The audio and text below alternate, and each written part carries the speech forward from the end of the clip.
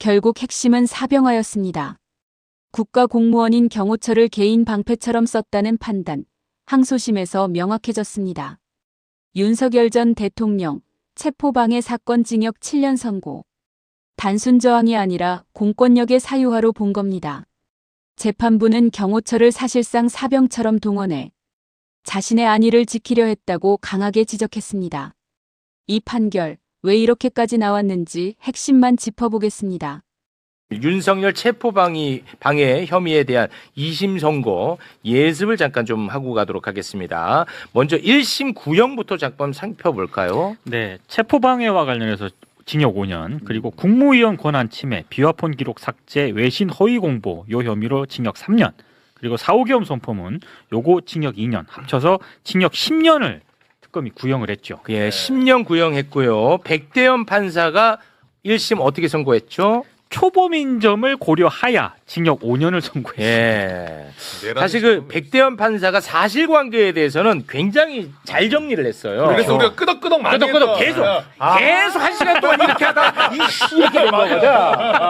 맞아요. 사실관계는 아주 깔끔하게 정리가 됐어. 네. 근데 이제 워낙 초범이고 워낙 고령이라서 이제 감형을 해줬던 거거든요. 근데 체포방해 혐의와 관련해 가지고는 이 증거가 워낙 차고 넘쳐요. 그리고 죄질이 너무 나빠. 맞아요. 그래서 시간이 없지만 짧게 저희가 조금 살펴보고 가겠습니다. 윤석열이 1월 3일에 1월 3일.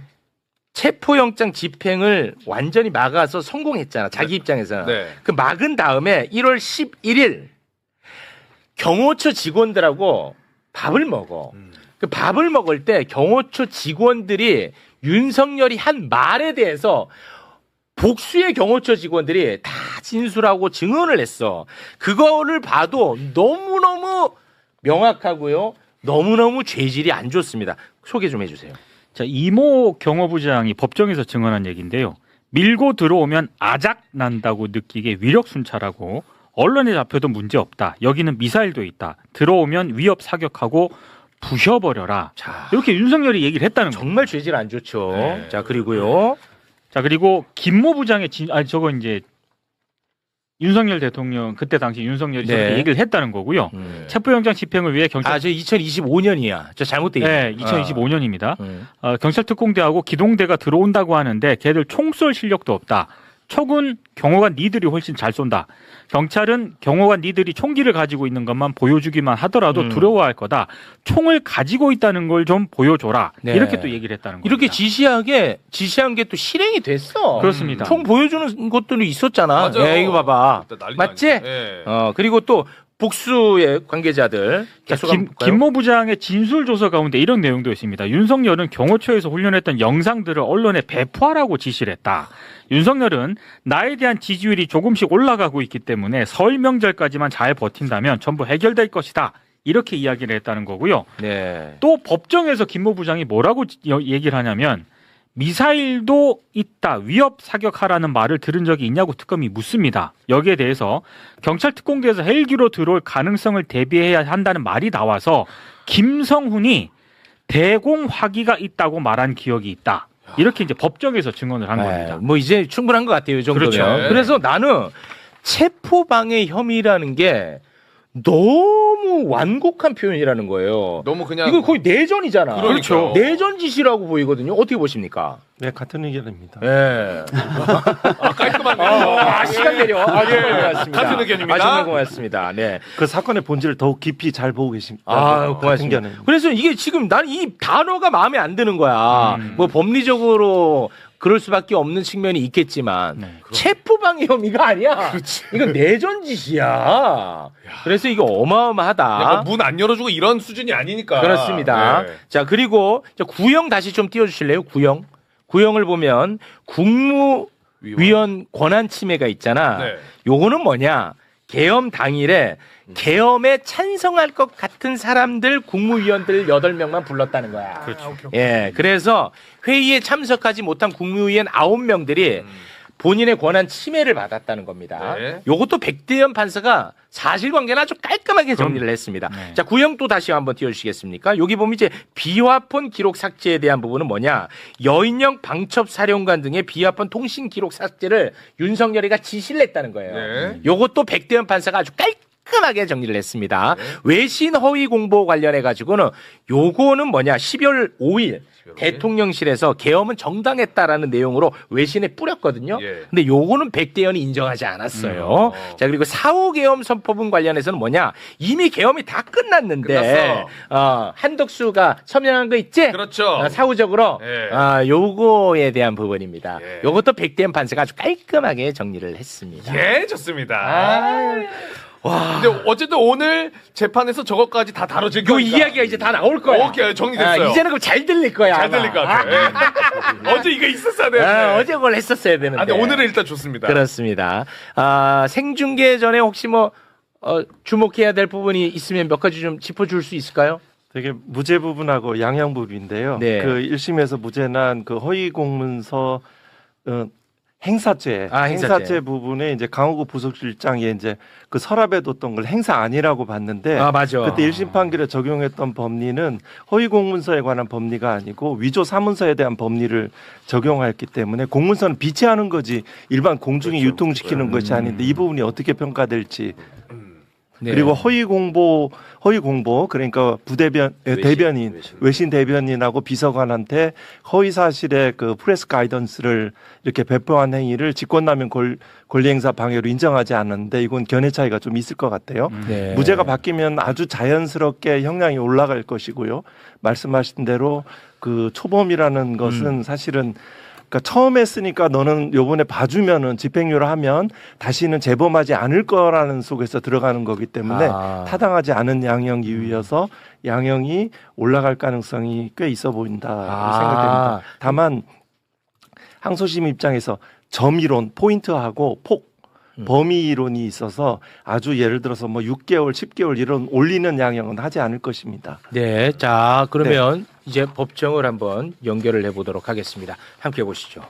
피고인은 앞서 본 바와 같이 체포영장 등의 집행을 거부한 사유들을 포함하여 이 사건 범행 전체에 대하여 수사기관 이래 항소심에 이르기까지 같은 주장을 반복하며 자신의 책임을 회피하려고 하는 등 범행 후의 정황도 양형에 불리한 요소로 판단되어야 합니다.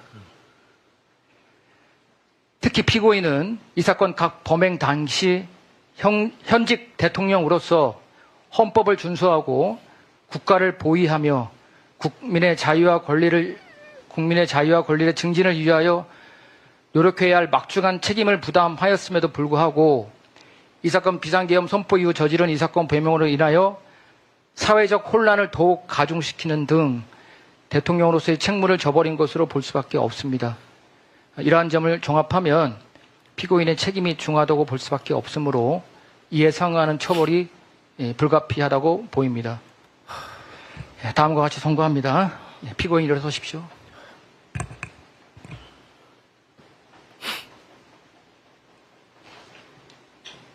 주문. 원심 판결의 유죄 부분과 무죄 부분 중 허위 작성 공문서 행사의 점을 제외한 나머지 부분, 이유 무죄 부분을 포함하여 파기한다. 피고인을 징역 7년에 처한다.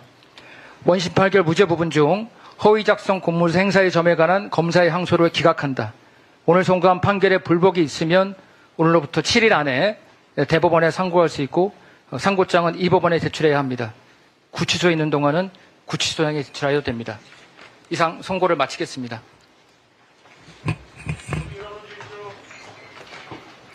아이고. 7년. 야, 근데 내용이 진짜. 기가 막혔습니다. 우리가 그 백대현 선고가 났을 때 네. 우리가 그 의심스러워했던 부분들이 있었거든요. 그 부분들을 다 바로 잡아줬습니다. 네. 국무위원 9명의 표결권이 침해받았다고 했는데 백대현은 이제 2명은 전화하지 않았느냐 해서 빼줬거든요. 네. 그런데 시간까지 다 고려해서 침해를 받았다. 그거까지 이번에 집어넣어줬습니다. 네. 저는 뭐 구형만큼은 아니었습니다만 7년 내용이 워낙 좋았기 때문에 어느 정도 만족하는 근데 편입니다. 새로운 어떤 유형인 것 같아요. 네. 쭉 해놓고 다만 이것 때문에 우리가 조마조마했었죠. 오이로지 걸렸는데 네. 가명 사유도 제한적으로 그렇습니다. 그렇게 딱 갔을 때 굉장히 초범 그거 의미 없다. 그렇죠. 대통령이다 그런 얘기 하지 마라. 네. 이렇게 얘기를 했었고 그리고 그 외신 네. 허위 공보. 허위 공보 관련해 가지고도 백대현은 이게 뭐 허위 사실이든 뭐든 이거는 얘가 뭐 할 수 있는 일이라고 판단했었거든. 네, 맞아요. 그러면은 앞으로 공무원들 이거 어떡하냐 이걸 걱정했었거든. 그렇죠. 그런데 그 부분을 정확하게 짚어줬습니다. 네. 우리 법조인분들 어떻게 보셨는지 굉장히 궁금합니다.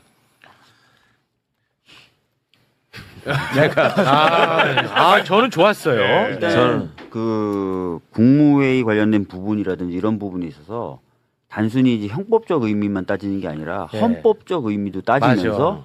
헌법적 의미를 훼손했기 때문에 이건 중하게 볼 수밖에 없다라고 네. 판단을 해준 게 좀 종합적으로 사안을 좀 봐준 게 아닌가라는 느낌을 받았고요. 그리고 지금 양형사유 관련돼서 사회적으로 혼란을 초래했다라든지 네. 이런 부분에 대해서 좀 제대로 된 평가가 어느 정도 이루어진 것 같아서 네. 1심 판결에 비해서는 확실히 보완되고 강화된 판결인 것 같습니다. 그렇습니다. 이 공무원에 대해서 정확하게 명시한 거, 그 소정의 성실 의무를 다해야 된다는 거. 그렇죠. 이거 나는 진짜 1심 백대현이 때문에 화 많이 났었거든요. 나 이거 바로 잡아준 거 진짜 고맙게 생각합니다. 네. 어떻게 보셨습니까? 중요한 얘기죠. 이게 우리 이진관 판사 재판을 통해서도 약간의 후련함을 느끼셨다면 네. 그 이유가 헌법을 기준으로 애초에 판단을 맞아요. 시작했다는 점이에요. 맞아. 헌법을 기준으로. 그거는 국민주권의 정신을 생각하고 있었다는 거고 어느 정도 올라갈 거라고 예상은 했지만 이 항소심 판결에 걸맞는 수준의 설시를 해줘서 되게 반갑고요. 개인적으로는 저는 윤성식 대신 예전에 막타우 대신 뛰어준 보람이 있다고 생각합니다. 네? 이게 무슨 네? 말이에요? 이분은 뭐 우리- 다 연결돼. 이 포레스트 검프야. 지금, 아니야, 아니야. 지금 우리 판사가 저 윤성식 판사입니다. 우리 한동수 부장님하고 연수원 동기고 그래요? 네, 저하고 다 법무관 동기들인데 법무관 훈련 그 장교 훈련 받을 때 공수 지상 훈련 하거든. 네. 막타오가 뭔지 몰라요? 막타오? 그 사람이 가장 공포를 느끼는 예. 높이가 11점 몇 미터에서 네네. 이렇게 낙하산 뛰어내리는 그거 훈련하는 거 연습하는 거 있는데 네. 이게 하나씩 막 뛰어내리기 때문에 네, 레페르 훈련. 네. 아니야 막타오는 그냥 뛰어내리는 그냥, 거예요. 네. 근데 그거를 이렇게 멈칫하다 보면은 이렇게 내려다보면 못 뛰거든. 공포심에. 본인이 망설이고 있길래 내가 대신 한 번 더 뛰어줬는데 보람이 있습니다. 오, 진짜로? 아니, 모르는 사람이 없어. 뭐 윤성식 부장에 대해서 이렇게 평정한 마음으로 재판에 임하기를 이렇게 기원했던 그런 기억이 납니다. 오히려 저희보다 더 조마조마하게 보셨겠구나. 아니요, 뭐 개인적인 것도 되게 좀 편안하게 들었습니다. 그랬습니까? 다 결과들이 예측이 돼서요. 네. 윤성식 부장, 민성철 부장, 이동현 부장이 일부에서 했는데요. 아까 관여법관의 일치된 의견으로 네. 그렇습니다. 이 원래 대법원 판결에 쓰는 용어인데 네. 세 사람 사이에 의견이 없었다는 것이고 아. 저는 7년일까 10년일까 이렇게 계속 쭉 봤는데 이거는 중도적인 그냥 양형을 선택한 것인 것 같아요. 네. 그렇지만 그 말씀하신 대로 허위 공보 부분에 대해서 이거는 1심 부재 이유가 법령상 그 의무다. 시키는 대로 해야 된다. 시키는 대로 다 해야 된다. 그런 취지로 그 외신 대변인하고 그 비서관은 그냥 따라야 될 의무만 있을 뿐이지 그거에 대해서 뭐 사실이 아니다라도 그거를 뭐 거부하거나 전달하지 않을 의무는 없다는 형식 논리로 판단을 했는데 네. 그렇다면은 그 아까 성실 의무에서 그 근거를 찾아내서 결국 그렇게 하면 안 된다라는 그렇지. 것이 의미가 있고요. 그리고 나머지 2명 국토부 산자부 장관도 되게 이상하잖아요. 1심 결론이 맞습니다. 연락만 하고 도착하는 시간도 고려하지 않고 의사정석수 다 찬내하고 회의를 진행하는 것을 그 사람들이 가지고 있는 고유한 국무위원으로서 심의권을 침해하지 않았다고 보는 것이 굉장히 형식적이잖아요. 말이 안 되죠. 그런 부분들을 좀 이렇게 법률상 근거들을 잘 찾아내면서 네. 논리적인 논증을 해서 역시 뭐 고등법원 이 판사들답게 아주 간결하게 표현을 해서 이건 대법원에 가서도 그대로 유지될 것으로 이렇게 네. 예측이 됩니다. 다시 한번 말씀드리지만 이 중점을 공무원의 입장에 두느냐 국민의 입장에 두느냐의 차이예요 이게. 그렇잖아요. 공무원 시킨 대로 해야지 뭐 어떻게 뭐 네. 이런 식의 생각이 문제였던 거죠. 네. 그래서 제가 그 백대현한테 정말 고통스러웠던 게 뭐냐면 그런 논리라면은 윤석열이 내란 저지르면 밑에 사람들 다 따라야 그렇죠. 되는 거예요. 따라가야 되는 거예요. 예. 어쩌면 그 사람들의 항변을 수용해 주는 거지. 그렇지. 대통령이 시키는데 뭐 네. 이 말이었는데. 그래서 굉장히 저는 그 위험하게 봤었는데 맞습니다. 예. 요거를 바로 잡아준 게 워낙 마음에 들어서 제가 좀 좋아하는 표정을 많이 지었는데 저에 대해서 판사한테 또 돈 먹었냐고 7년에 네가 좋아한다고 너가 그게 한계라고 지금 난리 났습니다. 구형이 10년이었죠. 네, 구형이 이제 10년이었고 뭐 아쉬운 측면이 있습니다만 네. 이게 내용이 그래도 좀 좋았기 때문에 뭐 어느 정도 저는 개인적인 소견입니다. 좀 뭐 만족하는 그런 편입니다. 그러니까 확실히 좀 제대로 된 판결이다 또는 제대로 된 판결 쪽에 가깝다라고 판결 나오는 거를 보면은 아까 최강욱 의원님 말씀하신 대로 헌법적 기준을 많이 강조하고요. 네. 반면에 지기현 판사 같은 경우에는 우리나라 헌법을 얘기 잘 안 하잖아요. 그렇습니다. 외국 사례를 자꾸 얘기해요. 맞아. 뭐 사자성어 얘기하고 맞아요. 이런 식으로 하는 게 좀 차이가 있는 것 같아요. 네. 요 핵심 단어 중에 네. 법치주의. 법치주의. 이게 꼭 들어가야 되는 사건이지 않습니까? 네. 윤석열 당신도 법적 테두리 내에서 행동했었어야 한다. 법치주의를 훼손한 것이다. 라는 헌법의 정신들을 재천명하였다고 생각됩니다. 네. 마지막 부분까지도 설사 네가 볼 때 위법이었다고 하더라도 합법적인 절차를 통해서 그거를 저지하든지 대항하려고 그렇지. 해야지. 맞아. 물리력을 동원해놓고 무슨 할 말이 많냐. 네. 이게 이제 중요한 그렇습니다. 형이 올해- 올라가는 요소로. 네, 오랜 특수부 검사 내에서 법 위에 군림하는 그렇죠. 이런 예. 태도들이 그렇지. 아주 자연스럽게 뭐 그 계엄 선포부 나중에 만들어서 세 단계 파쇄하는 활동들이 너무나 생생하게 네. 그려집니다. 근데 제가 이 보면서 또 느꼈던 게 윤석열 이놈이 별의별 거를 다 트집 잡았구나. 맞아. 야, 그거 하나씩 다 격투하는데 시간이 너무 많이 그래서 들었는데. 근데 그걸 보면서 진짜 이 법꾸라지 놈들은 진짜 문제가 심각하다. 그런 생각이 들었습니다. 근데 역시나 이제 그거를 또 트집 잡았더라고. 직권 남용에 대한 부분. 윤석열이가 나 그때 대통령 탄핵됐었는데? 나 직권 없었는데? 맞아. 그게 어떻게 직권 남용해? 이거를 또 썼더라고, 이놈이. 근데 그것도 역시 논리로 아주 박살을 냈습니다. 추잡스럽다. 윤석열 너가 경호처장을 통해가지고 직권에 없는 일을 시킨 거 아니냐. 맞아요. 이것은 직권 남용의 공범이 된다. 네. 야, 이건 정말 훌륭한 논리였습니다. 바깥에 나가서는 탄핵 공소행 그러고. 자체가 그 자기의 직권이 아니고 네. 그 이제 경호처장의 직권. 처장의 직권을 그 남용한 것이고 그렇습니다. 그분의 공범 관계가 된다. 형법 정칙에 네. 관한 공범과 신분 관계 규정에 따라서 재밌더라고요. 공범이 된다. 저는. 이거 예. 아주 너무 말도 안 되는 주장을 한 그렇습니다. 거죠. 근데 저는 요새 뭐 예전 같았으면 뭐 경험도 못 해볼 일 이렇게 법꾸라지들의 그렇죠. 법 기술을 이제 접하면서 야 이게 나는 굉장히 재밌어. 근데 저런 기술을 쓸 수밖에 없는 게 잔재주를 부리는 건데 김건희가 공범 아니라고 주장해가지고 먹혔잖아요. 그러니까 해보는 거예요 여기도. 그러니까 여기저기 다 해보는 거야. 그러니까 이제 그런 끼리끼리의 그런 거를 깨뜨려야 되고. 네. 저기 한동수 부장님 그 판사도 해보고 검찰에도 계셔봤으니까 그거를 좀 시청자분들께 말씀해 주시면 좋겠어요. 그러니까 뭘 많이 썼는데요. 뭐. 그 형사 합의부 판사들이 지금 행중계를 보시면 네. 같은 사안에 대해서도 판단이 너무 다르잖아요. 네. 그죠? 이걸 보면서 우리가 실망하는 면이 있잖아요. 그렇습니다. 그러면 판사 생활할 때 다른 판사들도 나처럼 같이 생각하고 어떤 우리가 합의할 수 있는 기준 하에서 판단할 것이다라고 기대하잖아요. 근데 나와보면 아니잖아요. 아니야. 그런 현실을 하고 그다음에 검찰을 바라보면서도 지금 그 국회나 이런 데 출석해가지고 완전 뻔뻔하게 거짓말 하잖아요. 네. 그리고 본인들끼리는 수사 기법이라고 전수받는 부분에 대해서 너무 당당하게 얘기하잖아요. 우리는 뭐 그렇게 하는 거다라는 식으로 그 뭐가 잘못이냐. 근데 그거를 감찰부장으로 보실 때 검사들은 다 저런 수법을 저렇게 가지고 했을 것이다라고 예상했을 거라고 보세요. 아니면 윤석열이 똘마니들만 특정 집단이 그렇게 했을 거라고 보세요.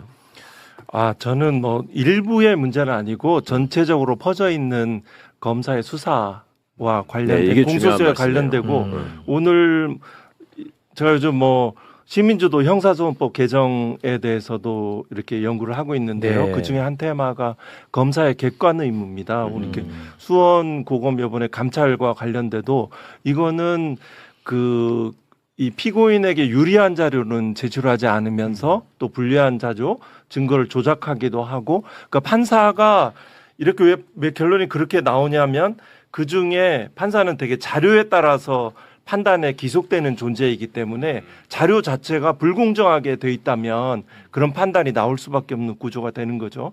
그걸 최대한 이용하는 거지. 그렇죠. 그러니까 검찰에 오래 근무한 사람은 나는 무죄 받을 수 있다, 무혐의 받을 수 있다고 자신감을 피력해요. 네. 특히 진술로만으로 이루어지는 경우들이 있잖아요. 그렇죠. 이거 아까 그 사후에 만든 계엄 선포문 있잖아요. 네네네. 그 과정도 저는 진술만으로 이루어져서 된 것이지 사실 뭐 강의구 부속실장이든 윤석열 당시 그 진술들에 의존해서 이렇게 사실관계가 이렇게 인정이 됐는데요. 그 네. 부분은 역시 탐구할 지점이 많이 있었다라고 생각합니다. 그대로 네. 믿지는 않습니다. 네. 그리고 제가 이제는 고백을 할 게 있는데 윤석열 쪽이 주장한 것 중에 가장 그래도 저는 일리가 있다고 봤던 부분이 하나가 있었어요. 네. 그래서 내가 그게 항상 조마조마했던 게 있었어. 그거 뭐예요? 뭐냐면 군사보호시설에 이제 들어가려면 그 부대 책임자의 허락받아야 승인이 돼. 있어야 된다는 거야. 근데 이번에 체포할 때 경호처장이 거기 이제 최고 책임자였거든요. 네. 그 승인을 받지 못했어요. 왜냐면 얘네들이 지금 막는 상황이니까. 그래서 이거를 법리적으로 들어갔을 때, 야, 요거는 윤석열 쪽이 이기면 어떡할까. 그게 항상 제가 불안감이 있었거든요. 근데 그 부분에 대해서 굉장히 공익적인 판단을 했더라고. 이렇게 보안에 대한 문제와 공익에 대한 문제가 충돌할 때 그 경중을 따져야 된다라는 얘기가 저한테는 굉장히 또 와닿았는데 요거 좀 정리 가능할까요? 좋은 설명을 해주시는 것 같아요. 네. 저희는 그렇게까지 걱정하셨을 거라고 생각을 저 못했는데. 걱정했어요, 솔직히. 네. 이것도 사실은 헌법적 관점에서 보자면 너무 자명한 일이죠. 그러니까 군사시설 보호를 하는 이유가 뭐냐? 그거는 군사시설을 불순한 의도를 가지고 접근하는 사람들로부터 보호하기 위해서 그러는 거거든요. 근데 불순한 의도로 정당한 공권력의 집행을 막으려고 군사시설 핑계를 댄 거예요, 이거는. 그러니까 앞뒤가 바뀐 거죠. 그러니까 그거를 지적하고 있는 거죠. 그러니까 법 취지가 중요하네. 초기에 이게 지금. 문제가 됐을 때 저런 주장을 했을 때 그런 얘기를 했었어요. 그러면 앞으로 군부대장은 무조건 체포 뭐 이런 것도 영원히 압수수색 못하지. 다 막을 수 있는 거냐? 그러니까. 안에 그러면 들어가 말이 안 보면 된다. 영원히 이거는 못해. 헌법적으로 해석해야 된다는 얘기를 많이 했었던 거예요. 네. 지금 말씀하신 게 헌법 해석이 가장 중요한 겁니다. 서로 충돌되는 이익과 이 가치들이 성향. 있을 때 네. 이것을 일단은 조화롭게 해석을 해보고 안 되면 어느 것을 우선하는 것입니다. 영장은 우리나라 전국 어디 못 들어가면 안 됩니다. 영장은 다 들어가야 됩니다. 그래서 이 구석에 보면 법 체계의 뭐 문헌과 입법 취지에 따라서 이렇게 해석한다 이런 규정들이 나오죠. 그 법 해석의 기본이 대단히 네, 고맙습니다. 언제든지 방법은 있습니다. 일설, 네. 이설, 삼설이 가능합니다. 윤성식 부장이 현재 지금 펜딩돼 있는 대법관 제청 후보자 중에 한 사람이에요. 그죠? 네. 근데 조이대가 절대 제청 안 할 거예요, 아마. 그리고 뭐 다른 견해도 있더라고요. 그래서 여러 가지 뭐 그런 부분은 조금 아닐 수도 있고요. 바뀔 수도 있고 그래서 그런 부분은 하고 뭐 이 의식한 판결이라고는 생각하지 않습니다. 그거는 뭐 알아서들 하세요. 다만 이제 뭐 네. 아주 세부적으로 들어가면 아쉬운 부분은 있습니다. 말씀드리지는 않겠습니다. 오늘은 조금 참아주세요. 네. 고맙습니다. 네.